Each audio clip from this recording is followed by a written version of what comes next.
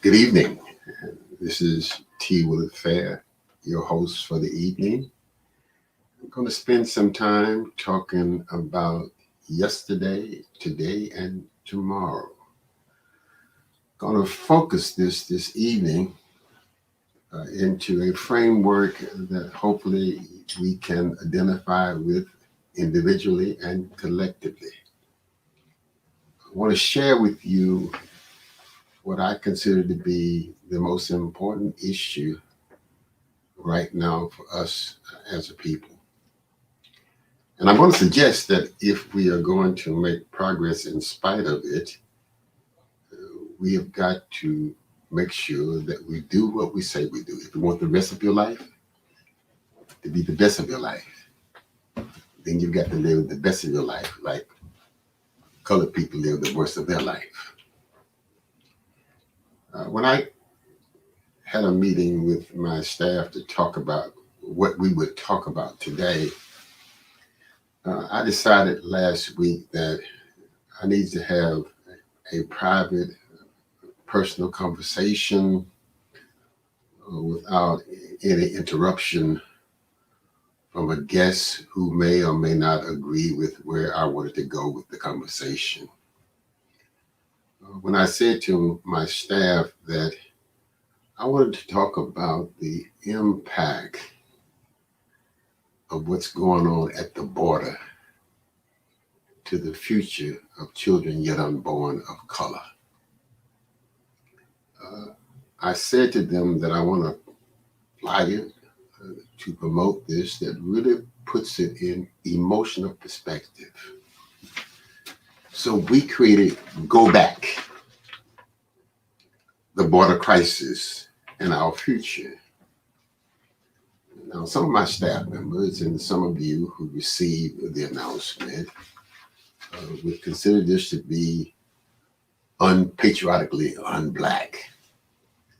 That since most of the people who are trying to come into America at this point happen to look like us, and somehow people have conditioned us to believe that if they are Black, then they are us. And if we don't identify with them because they are Black, then we are anti-them. And therefore, if we are anti-them, then we should not be embraced by our own who are Black.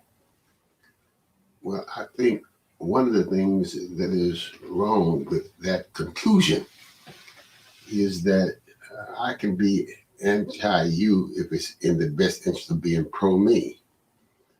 I'm not going to be unabatedly pro-you at the expense of me. I look at issues very selfishly, not based on anything except is it going to be in the long term in my best interest to embrace it, to gravitate to it, or simply ignore it. And I think based on my limited understanding of human growth and behavior and the impact of the political process on the future of children yet unborn, that the next 5 to 6 years can be the worst years in the history of Black people in this country. I believe that there are things going on that we are asleep at the wheel, that our leadership has been selfishly silent, that they could care less about the masses, more about themselves and their own personal self-worth, that it really doesn't matter if things that are being said and done now are going to adversely impact on children yet unborn. And I believe that if we don't get our hands around it, if we don't begin to challenge those who are supposed to be our spokespersons, there's this whole assumption that if you're Black, you speak for me, because if you're Black, you ought to think like me. And if you're Black, you ought to understand me. And if you're Black, then you ought to be prepared to do what you've got to do on behalf of my future. That's really not true. Because Black folks may be Black on the outside, but they're human on the inside. And in many instances, they make decisions that are selfishly in their own self-enlightened interest. and not in the future interest of improving the quality of life of Black folks that they're supposed to be concerned about. For example, the Biden administration, through Pelosi and others, passed a gigantic bill the other day that is going to put America into hock for years yet untold. But has there been any quote unquote concern on behalf of Black legislators about the impact of that bill on the future of Black America? No, to the contrary. The chairman of the Congressional Black Caucus came out, and you would have thought that it was the Emancipation Proclamation of the 21st century.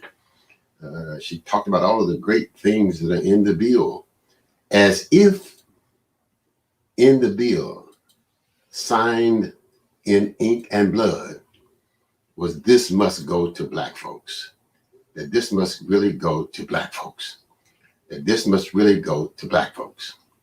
So one of the things that I'm concerned about is, if you believe that those who represent us are doing a good job in representing us, hit me up in the chat box. Let me know who those persons are.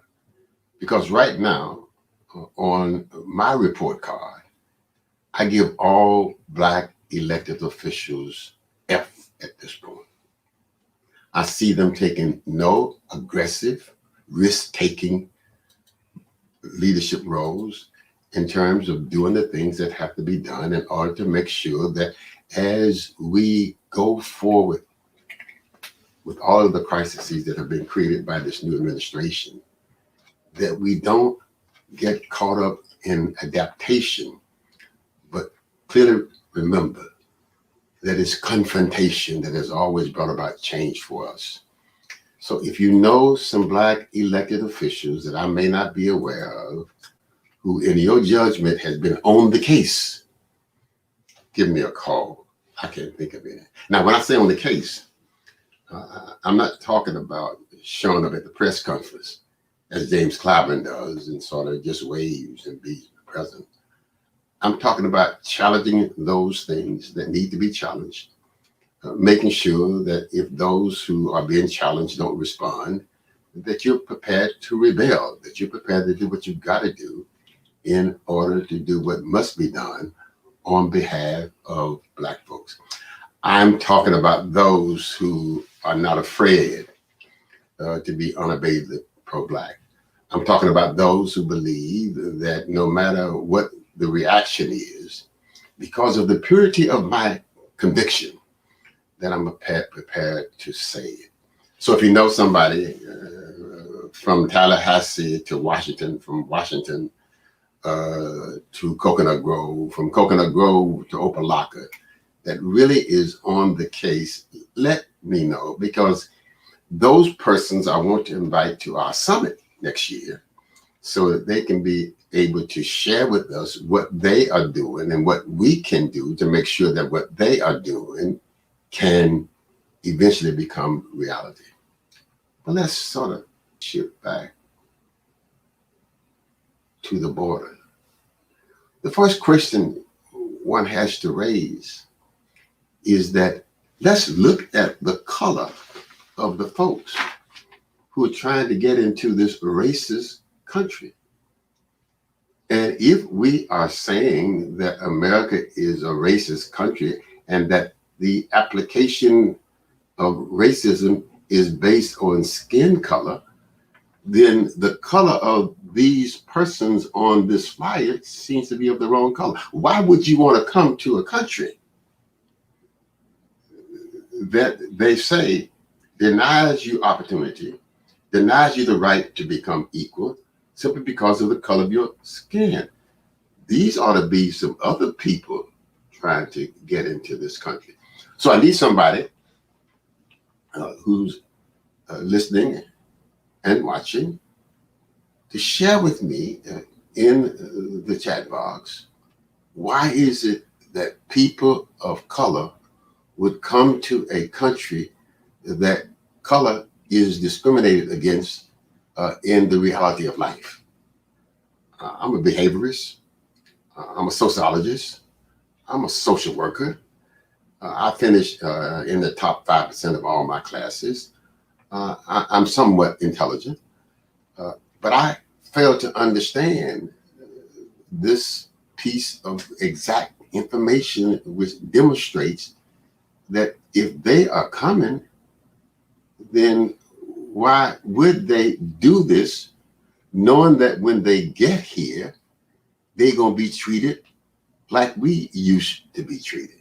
Question number one, because I think that's a good question for us to begin to talk about going forward. And that is, if they know something that we don't know, then we need to embrace them so that we can learn what they know. And maybe if we learn what they know, then we can go forward together. Go back. Go back.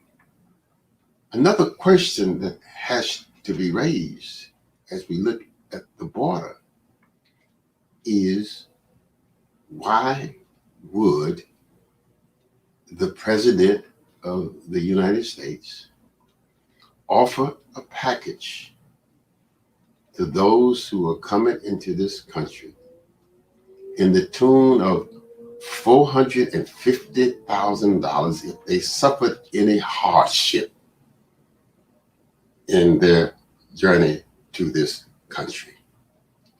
I saw President Biden last evening say that if you were coming to America and you unfortunately lost your child, that he or she was murdered, he or she just simply died because of the awkwardness of the trip. That is such a traumatic experience that I, as a taxpayer, ought to be in empathy with them and ought to want to reward them for their humiliation and their sadness to the tune of $450,000. And there's a whole discussion about reparations, that we ought to get some money for what somebody did to our great-great-grandparents years ago. And that would sort of wipe the slate clean. But the question for me is, do you think that the President of the United States should reward people for breaking the law to come into this country? If so, then help me understand how we confront the system to reward me for what they did to my great-great-great-great-great-great-grandparents. So for those of us who are mathematicians, one of the things that we want to talk about at the summit is reparations. Imagination or reality? The formula is what? The beneficiaries are who? Talk about that. Hit me up in the chat box and tell me, do you think that since those persons who are coming in are getting $450,000, that somebody in Liberty City that lives in the housing projects, whose son was shot last week, or whose daughter had a miscarriage because of the inability to have access to health care, that they ought to be compensated accordingly? In other words, so individuals who make decisions that put themselves in harm's way, should they be rewarded? So what is the compensation for the things that we have endured as a community for the past several hundred years? I raise these questions because I think that how we behave always determines how we end up in response to those issues in our community.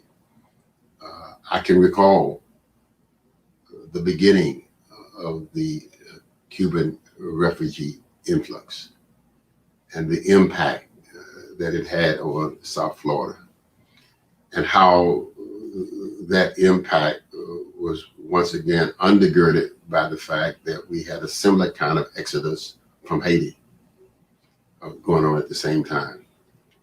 And I can recall that this was occurring in the mid 1960s at a very feverishly high level. At the same time, we were coming out of our dedicated commitment in the pursuit of equal opportunity. 1964 Civil Rights Act had just been passed. 1965 Voters' Rights Act had just been passed. Black people, for the first time in America, were beginning to believe that they were separate and equal. Black people began to believe that they could become what they wanted to become if they put their shoulders to the wheel, made sacrifices, postponed certain indulgences. And at the end of the day, if they did all the things that you were supposed to do as an American, then you could become what you always wanted to be. But just as we were escaping the ethos of segregation and racism, the Cubans and the Haitians came. And we embraced it. Let us be very clear about that we were not anti-Cuban. We were not anti, quote unquote, anybody coming into this country. In fact, we had high empathy for them because we understood the kind of things that they were escaping in Haiti and in Cuba in the seek of freedom and a better way of life. So we embraced them. But one of the things that's very clear, I always raise the question, where would we be today as we were coming out of segregation and prejudice practices had we not stopped and had to make the adjustment to a new group that was coming in to the system? Where would our quality of life be today had Miami not had to absorb the exodus from Cuba? I think that's a legitimate question. I think it's a question that needs to be raised because I tell you once again, if you bring 450,000 people illegally into this country and also give them $450,000, where would your grandchildren and your children be 10 years from now? I can tell you where they're going to be without any doubt. I'm in the process now of trying to read 2 books at one time. The first one is Back of the Hiring Line. Back of the Hiring Line. Back of the Hiring Line. The unemployment statistics are very high. They've always been high in our community. They're going to be higher as we go forward, which means then that we no longer are going to be competing with ourselves, but we're going to be competing with others who are prepared to work for anything, who are prepared to work for anything. So one of the things that we know is that the rich and famous remain rich and famous, not by being idiosyncratic in their behavior, but by being selfish in their behavior.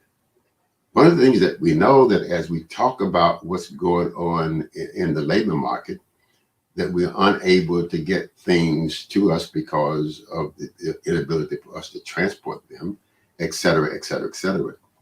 We do know that many of those who are proponents of folks just coming in are folks who are going to exploit these people like they exploited us during slavery time. We do know when you look beyond what is going on politically and look behind who is, quote unquote, endorsing and promoting what is going on, then they are the greatest beneficiaries of what's going on at the border. Because commerce and industry always makes decisions on bottom line. Bottom line. Slavery was not about, quote unquote, racial behavior. Slavery was about, quote unquote, economics. Prior to Eli Whitney's invention of the cotton mill, slavery was just a convenient Southern luxury. You had slaves to take care of the children. You had slaves to take care of the house. You had slaves to work on the farm. But they were like family. They were not treated like cattle or objects. They were like family. But when Eli Whitney invented the cotton gin, then labor that was necessary to produce the cotton gin to get it to produce the cotton to get it to the cotton gin became a priority, and therefore labor became a priority, and therefore in response to the priority, how we treated the colored people had to change, because no longer could they simply just be house folks. They had to be field people. They had to get the cotton picked. They had to get the cotton to the cotton gin. And it became a major industry. And who could pick the cotton faster and who could get the cotton to the gin faster made the money. Well, watch me. This is going to happen with the 450,000 people who are coming in. Now, how do I know this? Well, I sit on a board nationally called Center for Immigration Study. We provide all of the raw research data that's used by Congress, by the news media, as we do the analysis of the impact of immigration, both legal and illegally, on people in America. When we see this, we know that at the end of the day, those who are going to suffer the most are going to be people of color.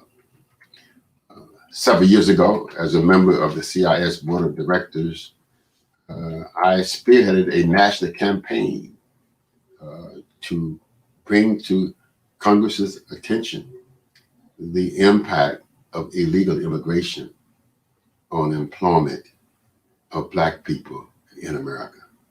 So one of the things we want to talk about at the summit is whether or not there has been a negative impact of immigration on the quality of progress of Black people in South Florida. It's not an anti-immigrant position. That is simply looking at the hard, cold reality facts. What is it that we have benefited from by having them here? And what has been the negative impact of having them here? That's not about them. That's about policy that others use in their own self-enlightened interests. The same thing is happening with the Biden administration. If anybody believes that Joe Biden is compassionate, and out of his compassion, he wants to give opportunities to the new immigrants, then you must be asleep. I suggest to you, who happen to still be caught up in the whole notion, that if you ain't a Democrat, you ain't Black, that if you vote Republican, or you might be a Republican, you really gotta be crazy.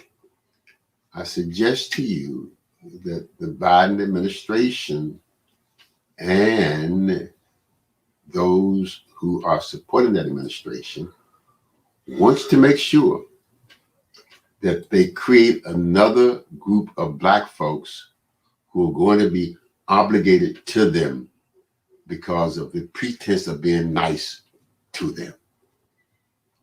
So the issue for me is Joe Biden, Congressional Black Caucus, and all of those who profess to be concerned about the future of Black people politically need to be very cognizant of the fact that things are getting a little different. that as the quote unquote powerful, rich, selfish white men who control America's economy and its businesses understand that part of what they need is a group of individuals whose numbers are significant enough to influence local, state, and national elections. The marriage between Black America and the Democratic Party has always been one of accommodation. Y'all vote for us, we'll give y'all what y'all want. We'll keep you hungry with the white mouth, pregnant with children out of wedlock. We will give you what you need. So one of the things I want to talk about at the summit is, of course, what should be the political party, if any, of Black folks? Should we be so naive as to believe that all of our quote unquote stones should be in one basket? Should we not be smart enough to understand that we need to be selfish enough to do what we have to do in order to make sure that whoever is in power has a responsibility to do things for us? I'm not a Republican. People think that because I wear my Republican hat. I say stand up for America. And if you come to my office, you see some Jeb Bush stuff. You see some Donald Trump stuff. But if you walk around my building, you will see that I have letters and proclamations from governors, from commissioners, from Speaker of the House, from presidents. You will see that I have proclamations of acceptance from all of them because I am for Black folks. And if I am for Black folks, I cannot afford to take off time of not being for Black folks because somebody who is in charge of everything is not of my ilk. So I have to remind folks that the only way I can do that is that I cannot be a Black leader, but I must be a leading Black. So one of the things that's very clear to us is a redefinition of what is leadership in our community. Are you a leader simply because you align yourself with a party because the party says that if you do this, then we will do this for you? Or are you a leader because you want to make sure that whoever is in charge, you have the ability to influence them on behalf of your constituency? I've been here now 57 years, and I have been invited to the governor's mansion for every governor who has been elected since I've been in the state of Florida. Some have been Democrat, some have been Republican. Now, why would that be the case? And that's because as we have implemented, designed, carried out, been involved in issues that are important to this community, we made it very clear that we ain't about white nor Black. We're about what's right for Black. And when that is the case, then I must have access to those who are in quote unquote power.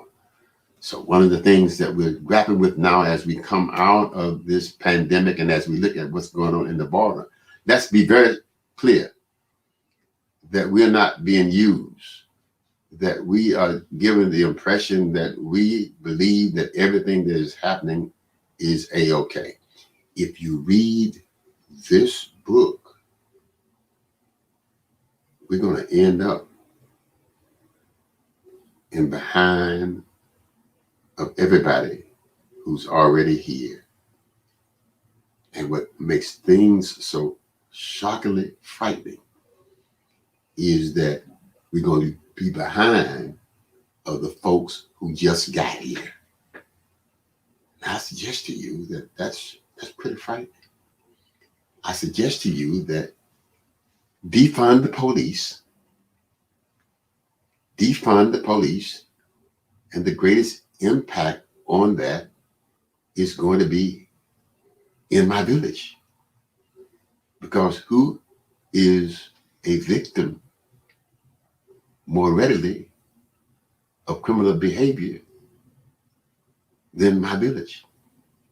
Defund the police.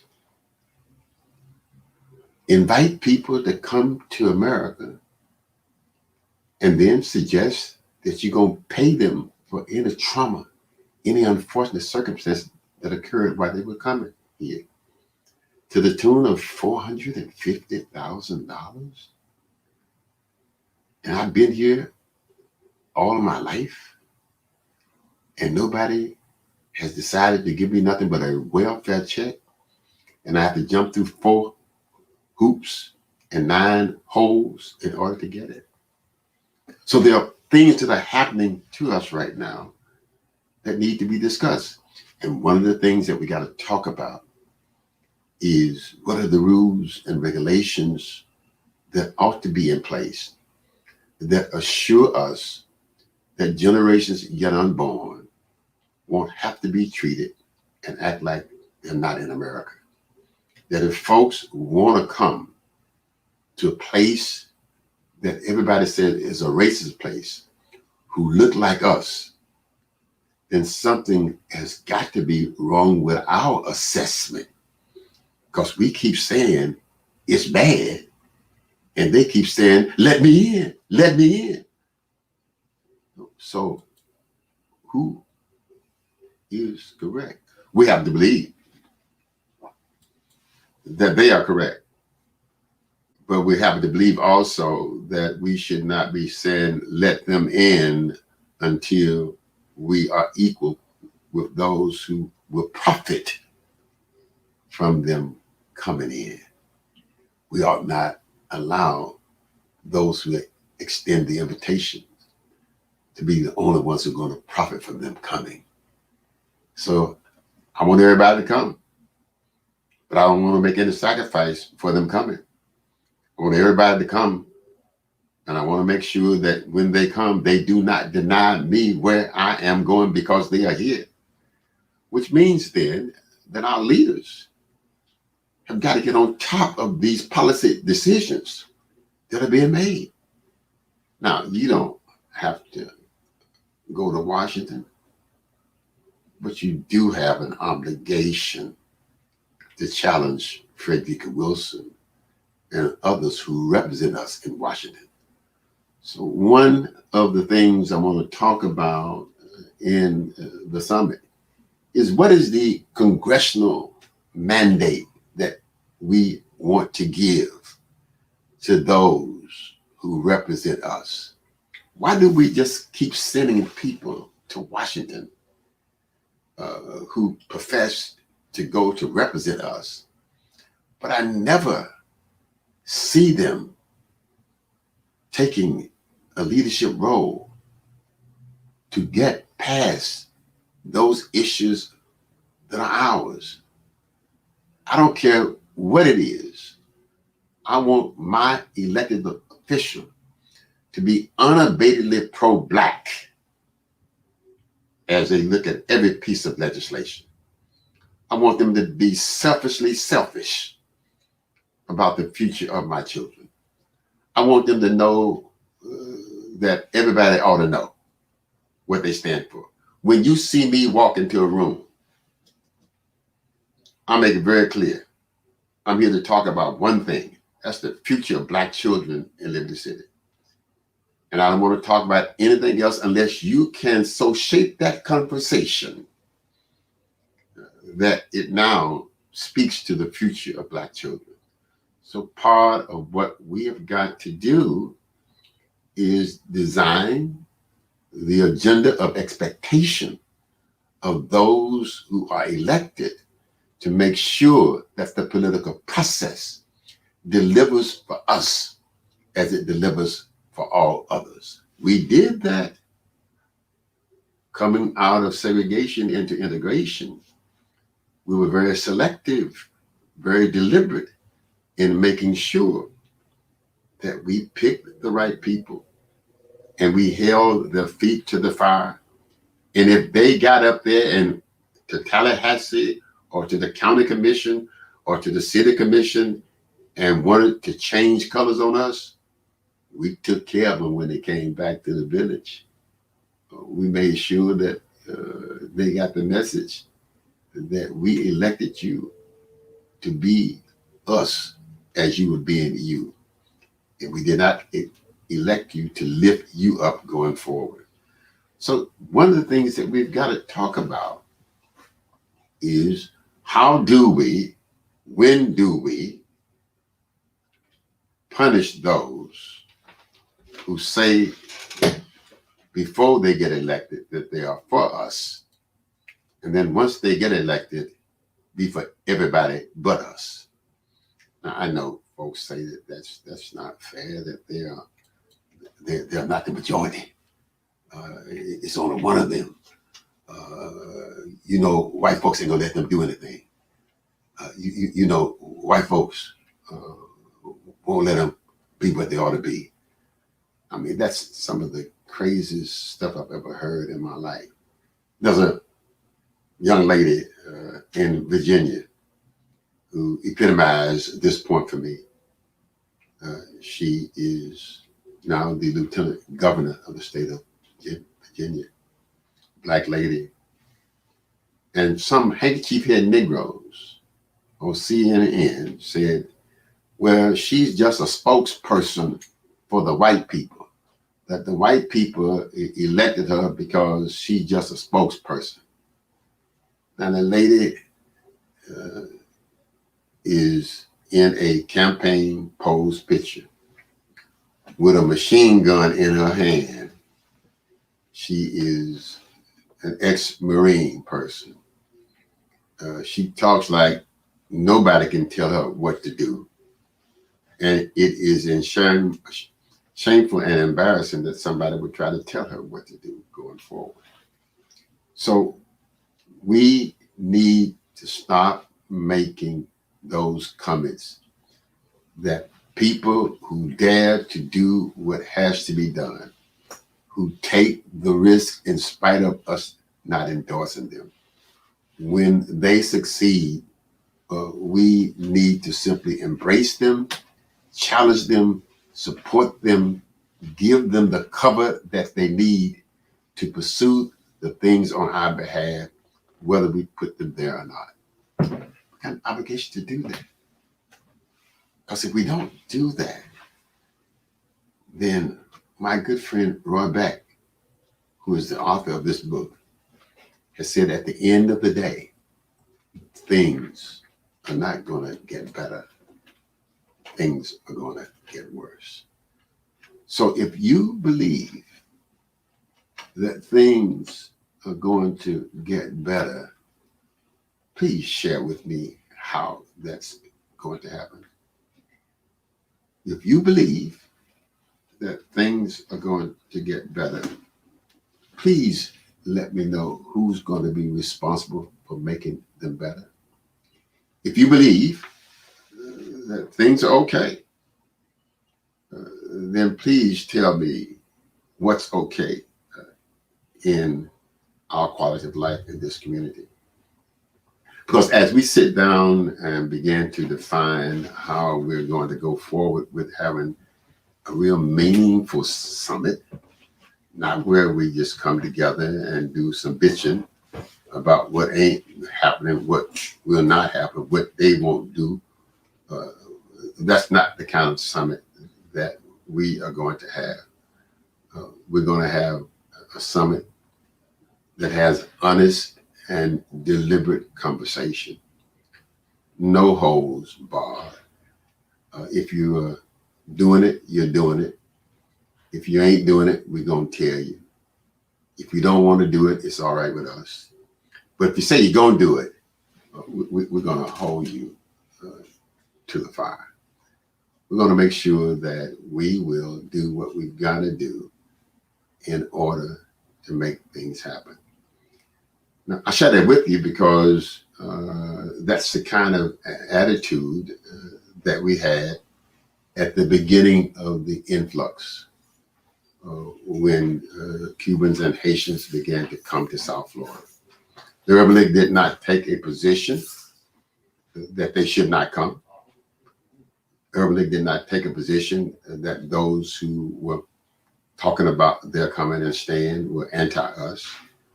We seized upon the opportunity to begin to develop a relationship that would strengthen our capacity to do what we wanted to do, because we knew that they would suffer some of the same circumstances that we suffered as colored people. So immediately what we did was we revisited our service categories. Prior to the Cubans coming, we said to improve the working conditions of Black Miamians. We said, no, here's a chance for us to reach out and expand our commitment and our political base. So we amended our focus to Blacks and other minority groups, which then allowed us to legitimately talk to the community at large, talk to funders about us delivering services, us bringing about change for minorities and other groups. So part of what we want to talk about in the future is, what does a coalition look like as we talk about resolving the issues for the Black Dade County? Is it simply all Black folks talking about equality of opportunity? Is it simply all Black folks talking about business development? Going in to 2021, 2021, 22, do we need to have a Hialeah chamber, a Miami-Dade chamber, and a Greater Miami chamber? Or should we have the strongest business chamber in the community? Are the problems still so unique that each ethnic group has to have a simply different track in order to become rich and powerful as a business person? I don't know. I certainly hope not. But if that's the case, then I suggest to you that as long as we are divided, then we must create different kinds of circumstances that justify our being divided. And as long as we do that, we play to the empathy and the sympathy and the manipulation of those who would use us. So it would seem to me, in 2021, do we have a need for us to continually be divided? Or are we all simply Americans who incidentally may be Jehovah's Witness, Missionary Baptist, or Seventh-day Adventist? Conversations that we have to have, because at the summit, the issue is not about separation, but the issue is about solidarity. And solidarity is grounded in those of us who have common interests, common solutions, in spite of having different colors in this whole process. If we don't do that, then once again, the border crisis further exacerbates the problem. Because what happens now is, if I give you $450,000, if I give you immunity into this country, then I'm saying to you that you are beholden to me.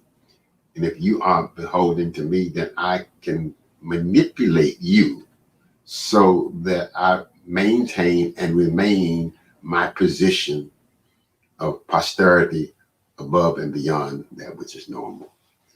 So there are some advantages of us revisiting what should the coalition and the characteristics of the coalition look like as we go forward. In my village, I've got all kinds of children. I got children who are of Black parents. I've got children who are of Hispanic parents. I've got children who are of Jewish parents. I got children who are of Haitian parents. So at the end of the day, my focus is on children.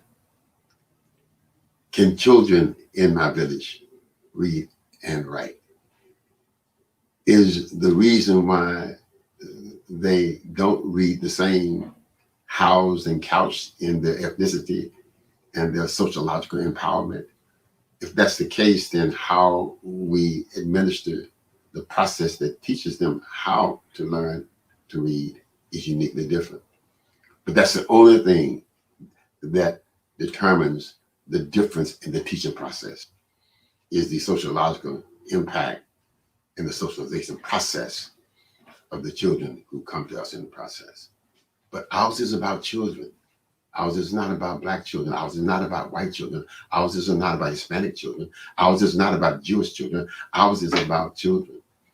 So part of the conversation has to be the singleness of purpose in spite of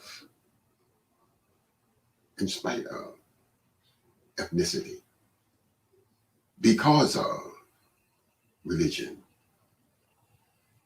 in spite of circumstance that we have control over, because of uniformity is more powerful than separateness. So if you're gonna be unabatedly pro yourself, then we're not gonna be able to resolve the problems. And if you're gonna allow those who are in power to give the pretense that they are about us and not about perpetuating them, then you've gotta revisit who's coming in at the border. I think this is a great time for us to have these kinds of conversations. And I think that it's an opportunity for us to begin to share with each other in an environment that is free, non-hostile, progressive, innovative, challenging, full with commitment, with a willingness to make selfless sacrifices to make things happen. I suggest to you that at the end of the day, the real problem is not who comes into America. The real problem is how they're going to be used once they get into America. And I suggest to you that all indicators of the process suggest that they are coming to replace us. They're coming to replace us. That the Democratic Party versus the Republican Party has always been able to depend upon the downtrodden and the disenfranchised. And as that group becomes more sophisticated, which happens to be us, then it's in their best interest to create another 21st century slave package. And that is, come to America. Come to America. The place is yours. And if you suffer any tragedy on your way to America, it is our obligation and responsibility to make sure that you are compensated for that. And when you get to America, even though you have come illegally, don't worry about it. We will put you on a plane and fly you to other places in the deep of the night, like they put our forefathers on the boat and carried them to other places around the world. And once you get there, since you are in this strange land, in spite of your tragedy, we will take care of you. You will not have to go to court. We will catch you and release you. And we will take your word that you will show up when you're supposed to show up. And we will make sure that we put you in places where folks don't know that we're putting you in those places. So in the still of the night, we will put you in places where we think you ought to be. Now, it's important for those of us who are politically astute to note where these persons who are here illegally, who are being compensated for violating our immigration laws, are being placed. They've been placed in places where normally we've been able to depend upon the black vote in order to get Democrats elected. And just as they fooled us with welfare, just as they fooled us with tax credits, just as they fooled us with food stamps, just as they have made us believe, generations yet unborn, that you really can't survive unless the government provides for you. That now as they see us getting smart, now as they see us making decisions about our ability to control our own future, they need to import them some more Negroes that now will be beholden to them like we have been beholden to them. It's a strategy. It's a political strategy. And we should be outraged. And we should call it what it is. But it's not you and I should be doing it. I'm reading another book. I'm reading so much. It's called Betrayal. It is probably one of the better things that I've got in my shelf of things that need to be read more than once in this lifetime. But it talks about how the NAACP, the Urban League, and all of these other quote unquote civil rights groups, these black leaders who profess to be concerned about us, Al Sharpton, Mark Mariel, and others who know exactly what is going on, who cannot refute my assessment as to what is going on, but have assumed that they would be the big nigger bosses, that they can benefit out of what is going on. And as long as they endorse it and embrace it, no matter how detrimental it might be to our future, they perpetuate themselves and they survive. So another issue that we're coming to grips with is who is our leaders? What organizations should we support? And when our leaders don't live up to our expectations, and when organizations become an extension of those who suppress us, how do we literally destroy them? Why would we take the attitude, well, you know, man, everybody got to do what they got to do. Well, you know, man, I can't say nothing because we're supposed to be together. Well, you know, man, that as long as we are silent, the future of the children that we're concerned about doesn't get better, it gets worse.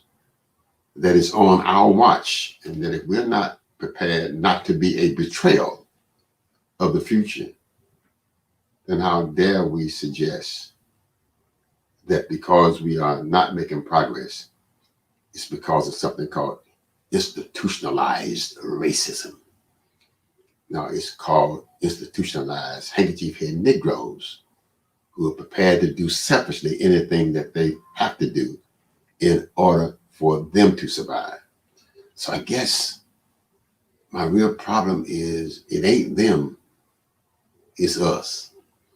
That in 2021, the problems that we got is the problems that we got, not the problems that they gave us.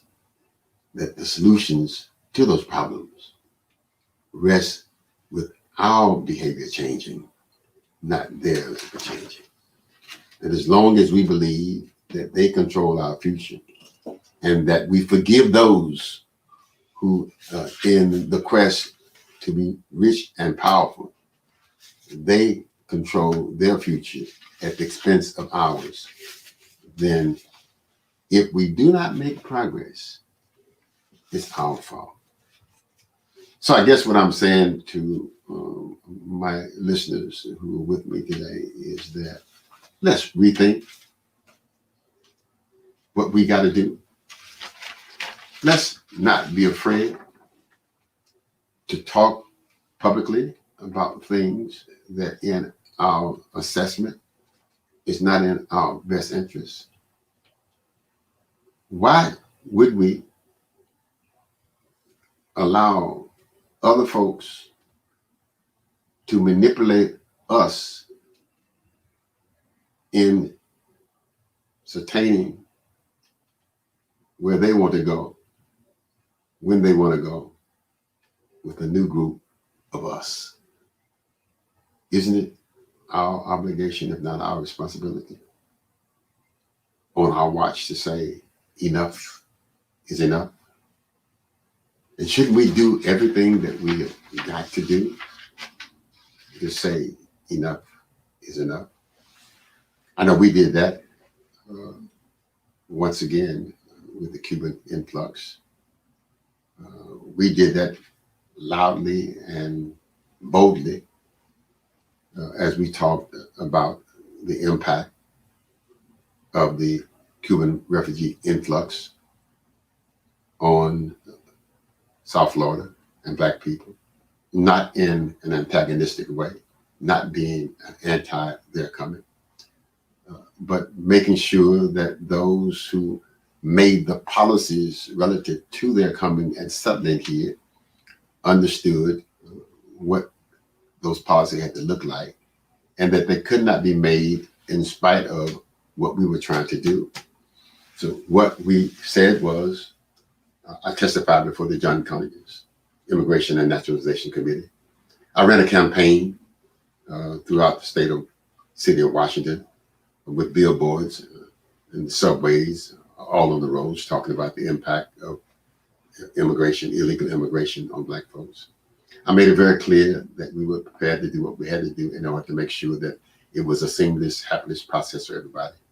So in so doing that, I think that the rest of the life of Black folks after the coming of the Cubans and Haitians has been part of the best of their life. And I believe that we can do the same thing as we go forward in the preparation of our summit. A very honest, open discussion which says, go back if you're coming at our detriment. Hope you've enjoyed us this evening. Look forward to being with you next week. God bless. Be good. Be careful. Be brave.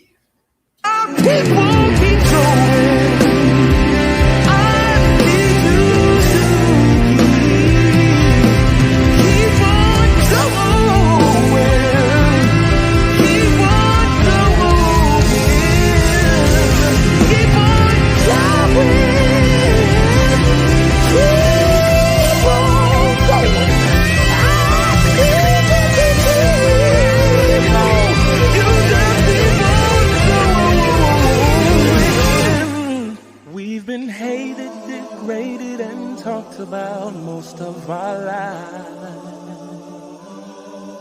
but we've made it still standing 'cause they can't destroy what's inside. Black people keep going.